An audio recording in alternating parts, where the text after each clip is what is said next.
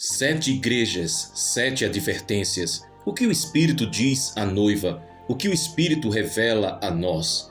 Quem tem ouvidos, ouça o que o Espírito diz às igrejas. Apocalipse capítulo 2, versículo 7, a parte A. Você tem ouvido a voz do Espírito?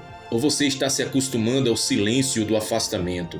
Nos dias em que vivemos, quando as sombras do fim se alastram como véus sobre as nações, quando os ventos da apostasia sopram fortes nos templos e nas praças, quando o brilho do ouro deste mundo ofusca o clamor do sangue do Cordeiro, a voz do Espírito clama mais uma vez. Ele fala, exorta, chacoalha, ele não sussurra, ele brada, ele grita no meio das ruas espiritualmente desertas, como um atalaia no topo da torre que vê a espada se aproximando.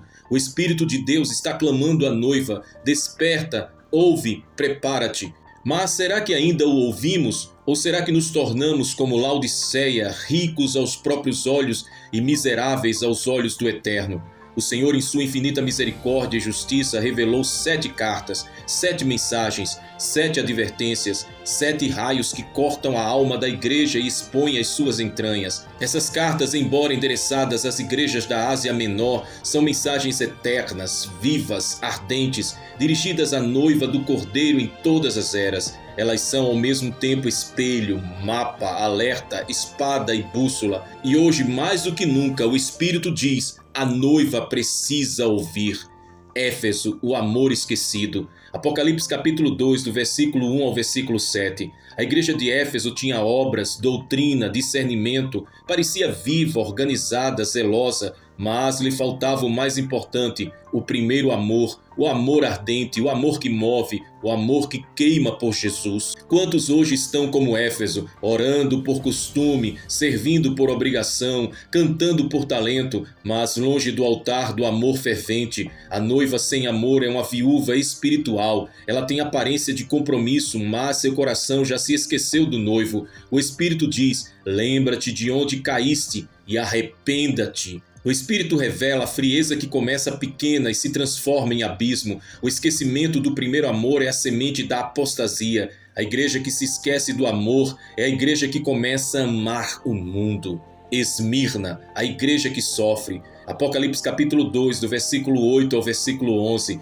Esmirna é a igreja perseguida, machucada, sofredora. Ela é pobre aos olhos do mundo, mas rica aos olhos de Deus. Ela é odiada pela terra, mas amada pelo céu. O sofrimento que vem pela fidelidade será cada vez mais comum nos dias do fim. A noiva precisa estar preparada para a fornalha. O Espírito está avisando: não temas as coisas que hás de sofrer. O medo é o veneno que paralisa a fé. Muitos têm abandonado a verdade por causa do medo. Mas Esmirna nos ensina: é melhor morrer fiel do que viver negando o Cordeiro. O Espírito revela: a fidelidade no sofrimento é o selo da autenticidade da noiva. A cruz precede a coroa. Se você não suportar a prisão, como receberá o trono? Pérgamo, a igreja que tolera o erro. Apocalipse capítulo 2, versículos 12 e 17. Pérgamo habitava onde estava o trono de Satanás. Ela resistia por fora, mas tolerava por dentro. Falsos ensinamentos, imoralidade e doutrinas corruptas tinham se infiltrado. O Espírito está denunciando as alianças ocultas dentro da casa de Deus, doutrinas de Balaão, espírito de corrupção, mercantilização do altar, tolerância ao pecado. A noiva que tolera o erro profana o nome do noivo. O Espírito diz: arrepende-te, senão virei contra ti com a espada da minha boca. A espada da palavra cortará tudo que for fingido. Não haverá meio termo no dia do acerto de contas. O Espírito está separando o trigo do joio, luz de trevas, verdade de conveniência. Tiatira, a igreja da falsa profecia. Apocalipse capítulo 2, versículos do 18 ao 29. Tiatira tinha obras, amor, fé, serviço, mas permitia uma mulher chamada Jezabel, símbolo de manipulação, sensualidade e falsa unção, a ensinar e enganar os servos de Deus. Hoje, Jezabel está viva nas plataformas digitais, nos púlpitos corrompidos, nas vozes que prometem bênçãos enquanto alimentam vaidades. O Espírito diz: dei-lhe tempo para que se arrependesse, mas não quis. A noiva precisa rejeitar Jezabel. A unção verdadeira não seduz, ela santifica. A profecia que não conduz à cruz é profana. A unção que não gera arrependimento é teatral. A igreja que segue Jezabel será lançada em grande tribulação. Sardes, a igreja que parecia viva. Apocalipse capítulo 3, do versículo 1 ao versículo 6. Sardes tinha nome de quem vive, mas estava morta. Havia aparência de vida, mas por dentro apatia. Era uma igreja que ainda funcionava, mas sem fogo, sem presença, sem glória. Quantas igrejas hoje estão cheias de eventos, tecnologia, movimentos e vazias da presença? Sardes é o retrato da religiosidade sem vida. O Espírito diz: ser vigilante e fortalece o que resta, que está para morrer. Não basta parecer viva, é preciso estar viva no Espírito. O céu não vê a programação, vê o coração. O céu não vê a multidão, vê a chama. A noiva não pode dormir enquanto o noivo está à porta. Filadélfia, a igreja da porta aberta. Apocalipse capítulo 3, versículos do 7 ao 13. Filadélfia era fraca, mas fiel, tinha pouca força, mas guardou a palavra, e por isso o Senhor lhe abriu uma porta que ninguém poderia fechar. Filadélfia nos ensina que não é a força humana que sustenta a noiva, mas a fidelidade ao noivo. O Espírito está dizendo: guarda o que tens, para que ninguém tome a tua coroa. Estamos na hora das decisões finais. A noiva precisa guardar a sua fidelidade com unhas e dentes espirituais. Muitos querem a coroa, mas poucos querem a cruz. A porta aberta é a última chance. Filadélfia representa o remanescente fiel dos últimos dias. A igreja do arrebatamento será semelhante a Filadélfia, fraca no mundo, mas poderosa no céu. Laodiceia, a igreja que se ilude. Apocalipse capítulo 3, versículos do 14 ao 22. Laodiceia dizia: sou rica, sou abastada, de nada tenho falta. Mas Jesus via: és miserável, pobre, cega e nua. É a igreja do orgulho, da aparência, da mornidão. O Espírito está gritando: oxalá foras fria ou quente. A mornidão é repugnante para Deus. A noiva que não se define será vomitada. A pior mentira é a mentira espiritual que contamos a nós mesmos. A Laodiceia moderna está apaixonada por si mesma, mas distante do noivo. O Espírito clama: compra de mim ouro refinado, colírio para os olhos, veste branca para a tua nudez. O Senhor ainda está à porta batendo, mas a porta de Laodiceia não é aberta com som de louvor, nem com cultos longos, nem com festas, é com arrependimento. 7 cartas, 7 advertências, 7 chamados do Espírito à noiva. Cada uma delas é como um espelho diante de nossa alma. O Espírito está falando e sua voz não é apenas poética, é cirúrgica. Ele revela, desnuda, exorta e convida. A pergunta é: estamos ouvindo o que o Espírito está dizendo? Ou nos tornamos tão ocupados com ministérios, estruturas e plataformas que já não discernimos mais o som da voz do noivo? E se ele vier hoje à meia-noite, será que ainda estaremos dormindo?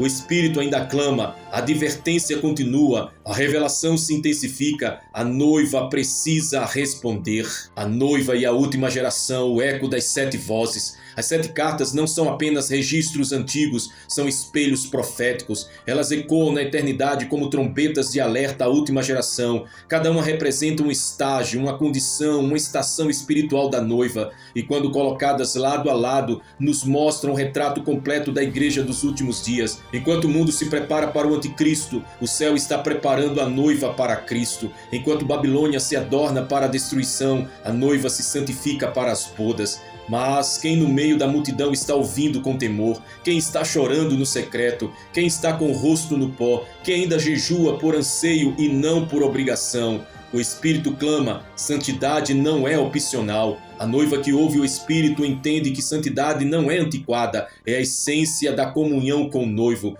Hebreus capítulo 12, versículo 14 nos adverte: segui a paz com todos e a santificação, sem a qual ninguém verá o Senhor. Sem santificação não haverá arrebatamento, sem arrependimento não haverá livramento, sem separação do mundo não haverá exaltação nos céus. A noiva que deseja participar das bodas do Cordeiro não pode viver de forma flertante com o sistema de Babilônia. O mundo está tentando seduzir a igreja e muitos estão se prostituindo espiritualmente com doutrinas humanas, entretenimentos vazios e práticas impuras. Estão sentados à mesa com o mundo e esperam estar de pé com o Cordeiro. O Espírito brada: sai dela, povo meu. Os sinais gritam: o fim não é mais aviso, é urgência. Enquanto muitos discutem sobre datas, doutrinas e disputam microfones, os sinais estão gritando nas ruas. Guerras e rumores de guerras não são apenas manchetes, são alarmes do céu. Fome, pestes, terremotos, o planeta geme como uma parturiente.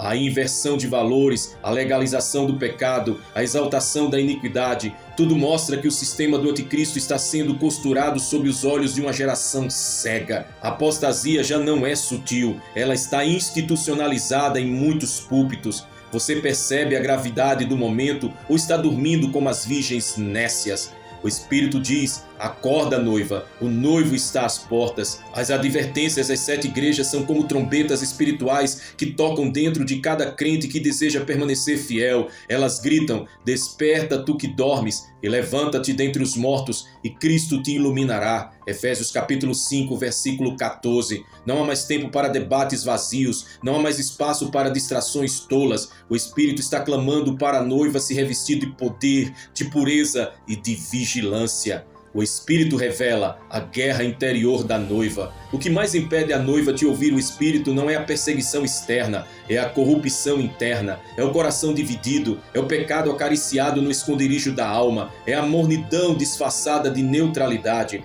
A verdadeira guerra dos últimos dias não será apenas contra governos, leis ou sistemas. Ela será travada no íntimo de cada crente, na câmara secreta da alma. O ego contra o espírito, o desejo do mundo contra o anseio do céu, a carne querendo conforto e o espírito clamando por renúncia. O espírito está dizendo: matai os vossos membros que estão sobre a terra. Colossenses capítulo 3, versículo 5. A noiva não pode flertar com o pecado e esperar que o noivo a receba em glória. O espírito grita: a última chamada está tocando. O espírito não está mais apenas soprando, ele está bradando. A voz do Espírito nesse tempo é como a de João no deserto: endireitai o caminho do Senhor. O Espírito não está mais convidando com mansidão, ele está clamando com urgência: eis que venho sem demora, guarda o que tens. Apocalipse capítulo 3, versículo 11. Essa é a última geração antes da manifestação do Cordeiro nos céus, com poder e grande glória. Estamos no último capítulo da história humana. As páginas do Apocalipse estão se cumprindo. A trombeta está prestes a soar. O noivo está em pé. Os anjos já seguram as taças. O selo do tempo está se desfazendo.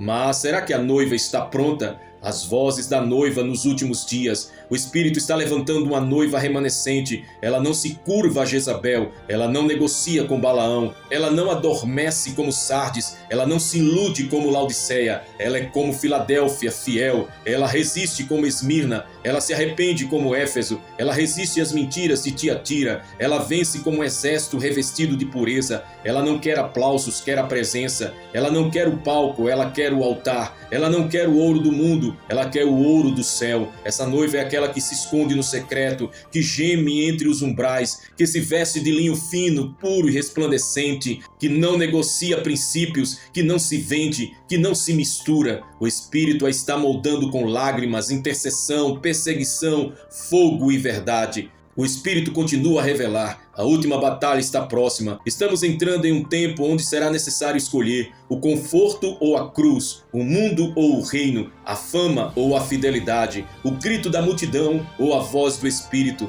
O Espírito está conduzindo a noiva ao Getsêmani, o tempo da pressão, o tempo onde só permanecerá quem estiver disposto a morrer para si mesmo. A verdadeira noiva entenderá que o arrebatamento é para aqueles que estiverem como as virgens prudentes, com azeite nas lâmpadas, vigilantes, sóbrios, esperando. A advertência final ecoa: seja fiel até a morte e dar-te-ei a coroa da vida. Apocalipse capítulo 2, versículo 10. Mas, e agora, igreja? O que faremos com essas 7 advertências? O que faremos com o que o Espírito revelou? Vamos continuar como Laodiceia? Ou vamos nos levantar como Filadélfia? A última trombeta não avisará antes de tocar. Ela soará de repente, como um relâmpago que sai do Oriente e se mostra no Ocidente, como um ladrão que vem à noite. O Espírito está preparando a noiva. E você? Já lavou as vestes no sangue do Cordeiro? Está com a candeia cheia de azeite? Está ouvindo a voz do Espírito? Ou o barulho do mundo tem te ensurdecido? Os profetas clamam: quem ouvirá? Certamente o Senhor Deus não fará coisa alguma sem primeiro revelar o seu segredo aos seus servos, os profetas. Amós capítulo 3, versículo 7. Há uma voz ecoando desde os confins dos tempos. Não é nova, é antiga como os fundamentos do mundo. É a voz que clama no deserto, que chora nos vales, que ruge nos montes, que geme nos altares. É a voz dos profetas. Eles não falam para agradar. Eles não surgem para entreter, eles não estão à venda, eles não são diplomáticos do sistema religioso, eles são a boca de Deus na terra, eles têm voz, mas poucos os ouvirão. Nos tempos de Elias havia centenas de profetas de Baal nos palácios, mas apenas um verdadeiro profeta na caverna. Nos dias de Jeremias havia milhares dizendo paz, paz, mas apenas um chorava pela destruição iminente de Jerusalém. Nos tempos de Ezequiel, a casa de Israel era obstinada, endurecida, cheia de idolatria oculta. Mas Deus disse, filho do homem, eu te constituí por atalaia. Ezequiel capítulo 3, versículo 17. Os profetas clamam, mas quem ouvirá? A dor do profeta, carregar a palavra que queima. O verdadeiro profeta não carrega popularidade, carrega peso. Não coleciona aplausos, coleciona lágrimas. Não vive no conforto dos palácios, mas no pó da intercessão. Não é compreendido, é perseguido. Não é querido, é rejeitado. Jeremias tentou se calar, mas a palavra de Deus foi como fogo encerrado nos ossos. Jeremias capítulo 20, versículo 9. Amós era boiadeiro, mas Deus o tirou do campo para denunciar o pecado de Israel. João Batista vivia no deserto, mas sua voz abalava o império religioso de Jerusalém. Quem são os verdadeiros profetas da nossa geração? Estão nos palcos iluminados ou nos montes de joelhos? Estão nos púlpitos de celebridade ou nas cavernas de adoração? O Espírito diz: levanta-te, ó profeta da última hora, ainda que zombem de ti, fala, ainda que te rejeitem, grite, ainda que te desprezem, obedece. O clamor profético, voltem-se ao Senhor. A essência da voz profética sempre foi a mesma. Arrependam-se, preparem o caminho do Senhor. Desde os dias antigos, Deus levantou homens e mulheres para romper o silêncio da apostasia. Isaías clamava, ai dos que ao mal chamam bem e ao bem mal. Joel exortava, rasgai o vosso coração e não as vossas vestes. Sofonias advertia, cala-te diante do Senhor Deus, porque o dia do Senhor está perto. João Batista bradava, raça de víboras, quem vos ensinou a fugir da ira futura? Hoje o Espírito clama por profetas que não temam os rostos, que não negociem os princípios, que não fujam do confronto. A geração atual precisa mais de trombetas do que de canções. A geração surda, porque já não ouvem os profetas. Vivemos a era da surdez espiritual, a geração que quer os milagres de Elias, mas rejeita as mensagens de Elias, quer as revelações de João, mas não suporta a verdade de João, quer os sinais do fim, mas não quer a santidade exigida para escapar do fim. Paulo profetizou que viriam tempos em que não suportariam a sã doutrina, mas amontoariam para si doutores conforme as próprias concupiscências. 2 Timóteo capítulo 4, versículo 3. Esse tempo chegou. Muitos preferem ouvir pregadores que massageiam o ego, não profetas que quebram o orgulho. Mas o Espírito não se cala. O Espírito ainda levanta vozes, voando sobre os desertos da indiferença, rompendo o silêncio dos púlpitos corrompidos e dizendo: prepara-te, ó Israel, para te encontrares com o teu Deus. Amós capítulo 4, versículo 12. O chamado profético. Acorda, noiva. Reage, igreja. O Espírito está levantando a geração profética. Eles não têm nomes famosos, eles não têm redes sociais lotadas, não têm convites em massa, mas têm azeite, têm unção, têm lágrimas, têm a palavra, têm a verdade viva como espada de dois gumes em suas bocas. Eles estão vindo dos desertos, dos becos, dos lugares escondidos. São como João Batista, a voz que clama. São como Elias, que confronta reis. São como Ana, que ora dia e noite no tabernáculo, no templo, esperando o Messias. E estão dizendo: arrependam-se, o noivo está voltando.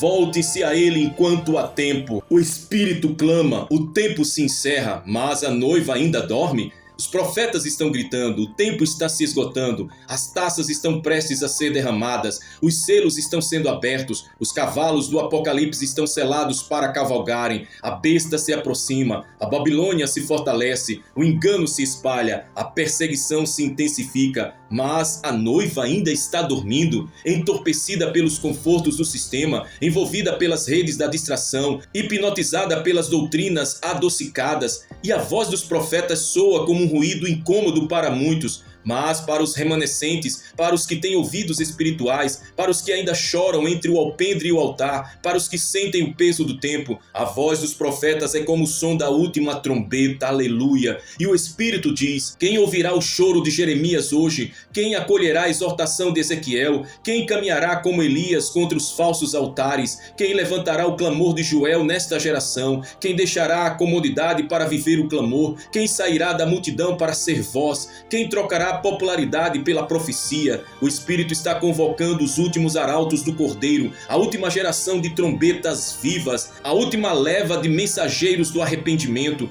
homens e mulheres que não se encurvam, que não retrocedem, que não se contaminam. E a pergunta ressoa mais uma vez: os profetas clamam, quem ouvirá? O juízo começa pela casa de Deus, porque já é tempo que comece o julgamento pela casa de Deus. E se primeiro começa por nós, qual será o fim daqueles que são desobedientes ao Evangelho de Deus? 1 Pedro capítulo 4, versículo 17. Não é sobre o mundo, é sobre a igreja. Não é sobre os ímpios, é sobre os santos. Não é sobre os perdidos, é sobre os que dizem estar salvos. O juízo começa pela casa de Deus. Quantos hoje falam do juízo de Deus sobre as nações, sobre os governos, sobre os ímpios, sobre os corruptos, mas esquece que Deus primeiro julgará a sua noiva. O Espírito está batendo a porta do templo, não da praça. Está examinando o altar, não o palácio. Está sondando o coração do sacerdote, não o do criminoso. Deus visita primeiro os seus. Antes que o juízo se manifestasse em Sodoma, Deus visitou Abraão. Antes que a taça da ira fosse derramada sobre Jerusalém, Deus enviou profetas ao povo. Antes do cativeiro babilônico, Deus revelou os pecados no templo. Antes de Deus julgar o mundo, ele corrige os seus. Porque a casa de Deus é coluna e firmeza da verdade, porque a igreja é a portadora da luz, porque a noiva é chamada para ser santa como o noivo. Mas o que temos visto? Altares contaminados, púlpitos comprados, louvores vazios, palavras sem peso, doutrinas corrompidas, ministérios centrados em homens e não em Cristo. E o Senhor brada dos céus: tenho contra ti que deixaste o teu primeiro amor, tenho contra ti que toleras Jezabel, tenho contra ti que tens nome de que vives, mas estás morto, tenho contra ti que não és nem frio nem quente. Ele está limpando a sua casa. Jesus, ao entrar no templo, não procurou conforto, não procurou elogios, não procurou celebridades. Ele procurou pureza. E ao ver cambistas, comerciantes e corrupção espiritual, ele virou mesas, ele expulsou os vendilhões, ele purificou o templo. Ele ainda é o mesmo, ele ainda entra nas igrejas hoje, ele ainda observa a intenção dos corações, ele ainda confronta a hipocrisia, ele ainda limpa o altar, aleluia, glória a Jesus. Não podemos ignorar, o juiz está às portas da igreja, o cordeiro que salva é o mesmo leão que disciplina, o noivo que ama é o mesmo rei que santifica. Santificai-vos, porque amanhã o Senhor fará maravilhas, mas também sede santos, porque eu sou santo. Quando Deus fecha o céu sobre a sua casa, lembraste de Laodiceia, uma igreja rica, influente, socialmente relevante, mas espiritualmente pobre, cega e nua. Jesus não estava dentro, estava do lado de fora batendo. E hoje, quantas igrejas têm fama de vivas, mas estão espiritualmente mortas? Quantas casas de oração se tornaram casas de performances? Quantos líderes deixaram o espírito e se apegaram ao sistema? O céu está fechando sobre muitos ajuntamentos. A glória já partiu, mas a estrutura segue. A arca já foi levada, mas os rituais continuam. É como nos dias de Eli, o sacerdote velho, cego, tolerante com o pecado, os filhos corruptos profanando o altar, e o juízo veio primeiro sobre eles antes de alcançar os filisteus. E Cabod, a glória se foi. E o Espírito clama agora à igreja de Cristo: volta-te, arrepende-te, corrige as tuas obras diante do meu olhar que tudo vê. O fogo de Deus não cai sobre o altar quebrado. O Senhor está exigindo restauração, não apenas de estruturas físicas, mas de corações quebrantados. Elias, antes do fogo descer, restaurou o altar que estava em ruínas. Enquanto os profetas de Baal gritavam e se cortavam, Elias silenciosamente reconstruiu o altar do Senhor. Só depois disso, o fogo caiu. Queremos o fogo, mas não queremos o conserto. Queremos a glória, mas rejeitamos a santidade. Queremos a unção, mas ignoramos o arrependimento. Não há fogo sem altar restaurado, não há glória sem conserto, não há juízo verdadeiro sem correção interna. Deus está chamando os seus ao arrependimento profundo. Esse é o tempo de rasgar o coração e não as vestes, de deixar o orgulho e voltar à humildade, de descer do palco e voltar ao altar, de deixar a fama e buscar a cruz. O Espírito está dizendo: desperta, tu que dormes, levanta-te dentre os mortos e Cristo te esclarecerá. Efésios capítulo 5, versículo 14. Ele não está mais tolerando um evangelho diluído, ele não está mais suportando alianças com o mundo dentro da igreja. Ele está vindo com juízo, mas ainda com amor. Esse é o tempo da separação, do trigo e do joio, das virgens prudentes e das loucas, dos fiéis e dos infiéis, dos que têm azeite e dos que apenas têm aparência. A última hora está chegando e o julgamento já começou. Não espere o mundo ruir para buscar santidade. Não espere a perseguição para lembrar-se da fidelidade. Não espere o caos para decidir andar em retidão. A trombeta já está soando, o Espírito já está julgando os corações. A noiva precisa estar preparada. E ao anjo da igreja escreve 7 cartas, 7 advertências, 7 convocações, mas uma só voz dizendo a todos: quem tem ouvidos ouça o que o Espírito diz às igrejas. O juízo começa pela casa de Deus, e esse juízo não é apenas destruição, é também purificação, é amor ardente que corrige, é zelo santo que chama ao conserto, é santidade que exige posicionamento. Ele virá para limpar a sua casa antes de buscar a sua noiva. Agora o Espírito está movendo os céus sobre os que se arrependem. A chuva virá sobre os que restauram o altar. A glória retornará àqueles que se humilham.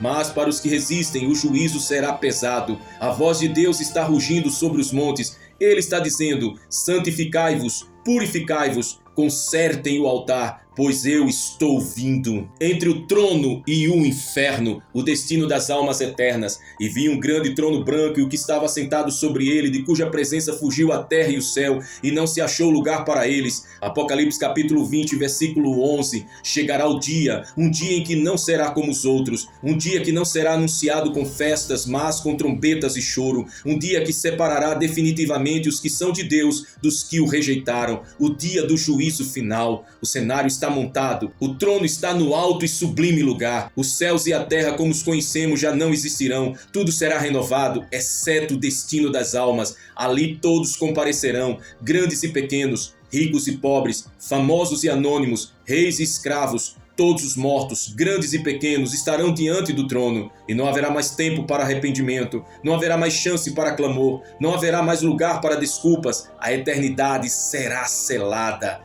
O trono está preparado e o livro será aberto. E foram abertos os livros, e outro livro foi aberto, o qual é o da vida. E os mortos foram julgados pelas coisas que estavam escritas nos livros, segundo as suas obras. Apocalipse capítulo 20, versículo 12. Não é ficção, não é alegoria, não é um canto simbólico, é a realidade profética. Haverá livros que registram atos, palavras, pensamentos e intenções, livros que revelam se o coração foi verdadeiramente entregue ao Cordeiro, e haverá o livro da vida. Oh, quão precioso é o nome escrito naquele livro! Quantas almas comparecerão diante do trono com esperança, mas não encontrarão seu nome ali? E qual será o fim daqueles que não estão escritos no livro da vida? E aquele que não foi achado escrito no livro da vida foi lançado no lago de fogo. Apocalipse capítulo 20, versículo 15. Não há metáfora aqui, não há suavização. É o próprio Deus dizendo: existe um destino eterno, e é terrível, reservado aos que rejeitam a salvação.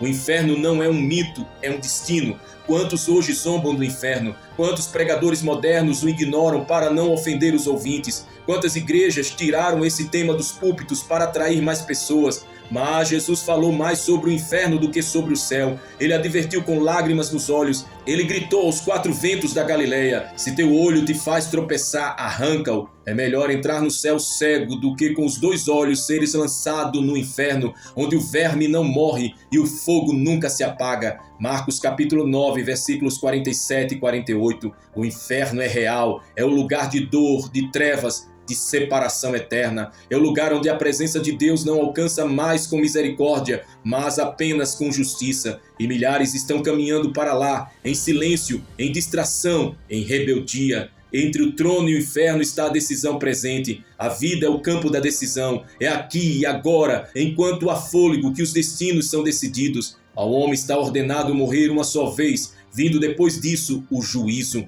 Hebreus capítulo 9, versículo 27. Não haverá segunda chance depois da morte, não haverá purgatório, não haverá oração de familiares que reverta o decreto do trono. A eternidade se sela aqui, neste breve sopro de existência. E a pergunta que ecoa como um trovão no espírito é: a quem você entregou a sua alma? Você tem certeza que o seu nome está escrito no livro da vida? Você vive como quem está se preparando para encontrar o rei? Porque entre o trono e o inferno não há neutralidade. Ou o Cordeiro é o seu advogado, ou ele será o seu juiz. Ou o seu nome está no livro da vida, ou ele está entre os esquecidos para sempre. Ou você está vestido com vestes brancas, ou será lançado nu na vergonha eterna. O grito da justiça e o silêncio dos ímpios. No dia do julgamento, os ímpios não poderão argumentar, a boca dos blasfemadores será calada, os orgulhosos não terão desculpas, os pecadores impenitentes não terão advogado, apenas ouvirão a sentença do justo juiz. Apartai-vos de mim, malditos, para o fogo eterno, preparado para o diabo e seus anjos. Mateus capítulo 25, versículo 41. Sim, o inferno não foi feito para os homens, mas muitos irão para lá porque rejeitaram o convite do céu. O clamor da noiva: almas, preparem-se. A noiva de Cristo, a verdadeira igreja, clama com gemidos profundos nesse tempo. Preparem-se para encontrar com o vosso Deus. Lavem as suas vestes no sangue do Cordeiro. Voltem-se ao Senhor enquanto é tempo. Saiam de Babilônia, saiam do engano, saiam do caminho largo. A eternidade está bem à frente. O tempo está acabando. A porta da graça ainda está aberta, mas por pouco tempo. O Espírito está dizendo: hoje, se ouvirdes a sua voz, não endureçais o vosso coração. Hebreus capítulo 3, versículo 15. Trono de glória ou abismo de fogo? O destino é eterno. Não há meia salvação, não há meio céu, não há um terceiro destino. Só há dois caminhos, só há duas eternidades, só há duas sentenças. Vinde, benditos de meu Pai, entrai no gozo do vosso Senhor. E apartai-vos de mim, malditos, para o fogo eterno. Qual será a sua sentença? Qual é o destino da tua casa? Qual é o destino da tua geração? Quantas almas ao seu redor estão correndo, rindo, vivendo, sem saber que estão a um passo do inferno? A igreja precisa pregar o fim. O tempo do entretenimento acabou. O tempo de mensagens suaves já passou. É hora de pregar o céu e o inferno. É hora de anunciar o juízo que virá. A noiva não pode dormir. A trombeta não pode silenciar. O mundo precisa ouvir o rugido do leão de Judá. E você que ouve, você que lê a palavra, você que recebe, precisa escolher entre o trono e o inferno a quem você servirá. Quero te convidar neste momento a fazer uma oração profética, uma oração neste momento final desta palavra. Declare: livra-nos de todo mal, Senhor, e guarda-nos para a tua glória. Livra-nos do mal. Mateus capítulo 6, versículo 13. Senhor Deus Todo-Poderoso, Rei Eterno, Pai da Eternidade, Príncipe da Paz, aquele que era, aquele que é, aquele que há de vir, diante do teu trono nos colocamos, Senhor, com os rostos em terra, os corações quebrantados e os lábios tremendo, porque ouvimos, ó Deus, as tuas advertências, escutamos o clamor do Espírito às 7 igrejas, recebemos com temor e tremor as revelações que nos foram entregues. Ó Deus Altíssimo, a tua voz ecoou em nosso espírito, como trombeta em meio ao deserto, como um rugido santo sobre a terra seca, como relâmpagos no vale dos ossos secos. Pai, aqui estamos, não com justiça própria, mas pela tua misericórdia. Viemos porque ouvimos o Senhor, viemos porque a tua palavra nos queimou por dentro, viemos porque queremos ser achados dignos de estar diante do Filho do Homem naquele dia. Recebe agora, Senhor, esta oração, não como mais um som ou repetição religiosa, mas como um clamor ardente de filhos que desejam ser achados fiéis, de noivos que querem ser encontrados com as vestes limpas, de servos e servas que têm azeite nas lâmpadas, de guerreiros que estão em posição. Aleluia! Pai, em nome de Jesus eu clamo agora pelos teus filhos e filhas que chegaram até aqui neste momento da tua palavra, aqueles que ouviram, que estarão meditando e que estão refletindo, aqueles que foram confrontados pela tua verdade, aqueles que mesmo em meio às suas lutas não endureceram o coração. Senhor, a tua palavra diz que o juízo começa pela tua casa, mas também diz que o anjo do Senhor acampa ao seu redor dos que te temem e os livra. Por isso eu profetizo o livramento sobre cada alma que ouviu esta palavra até o fim, livramento espiritual, livramento emocional, livramento físico, livramento financeiro, livramento familiar, livramento ministerial. Senhor, livra-os das ciladas do inimigo, livra-os dos falsos ensinos, livra-os da apostasia, da frieza espiritual, da vaidade e do orgulho, livra-os do espírito de Laodiceia, livra-os da mornidão, da insensibilidade e da cegueira espiritual. Ó Deus, marca com teu selo aqueles que são teus, coloca um anjo com espada desembainhada na porta da casa de cada um que crê em ti,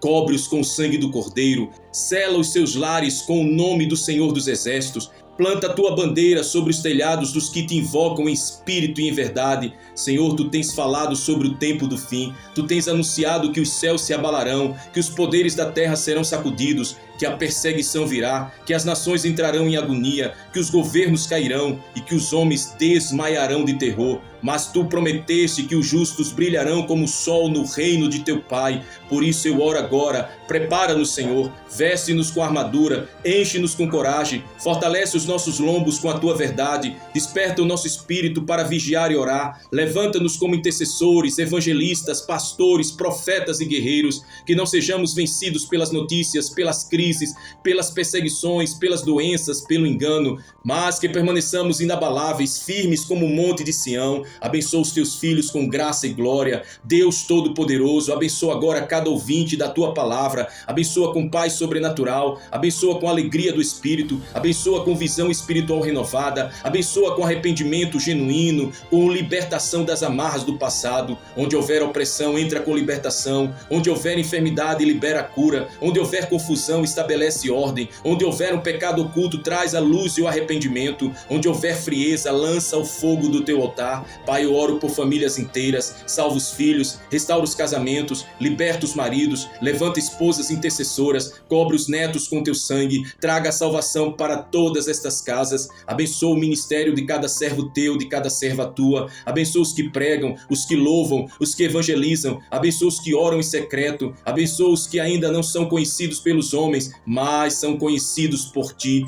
Em nome de Jesus, agora eu me levanto em oração profética contra toda a força do inferno que tenta destruir esta vida, que ora comigo agora. Repreendo todo espírito de engano, todo espírito de confusão doutrinária, todo laço do ocultismo, da feitiçaria, da idolatria, da sensualidade, da incredulidade. Eu declaro por fé, cadeias estão sendo quebradas, portas de ferro estão sendo abertas, grilhões estão caindo, o véu está sendo rasgado, o espírito de morte está sendo expulso, aleluia, a mente está sendo libertada, a alma está sendo purificada. Eu declaro que esta pessoa não será mais presa ao passado, não será mais arrastada por traumas, vícios, laços e maldições hereditárias, mas andará em novidade de vida. Glória a Jesus. Ó Deus amado, Senhor Todo-Poderoso, Jesus Cristo, nós te adoramos. Tu és o Alfa e o Ômega, tu és o Cordeiro que foi morto e que vive para sempre. Tu és o leão da tribo de Judá, tu és aquele que vem com os olhos como chamas de fogo. Recebe toda a honra, toda a glória, recebe toda a adoração. Prepara-nos para as bodas do Cordeiro. Não queremos ser achados com vestes manchadas, nem sem azeite, nem tampouco dormindo. Queremos ouvir a voz do noivo, queremos estar entre os que sobem, queremos estar entre os que reinarão eternamente contigo, Senhor.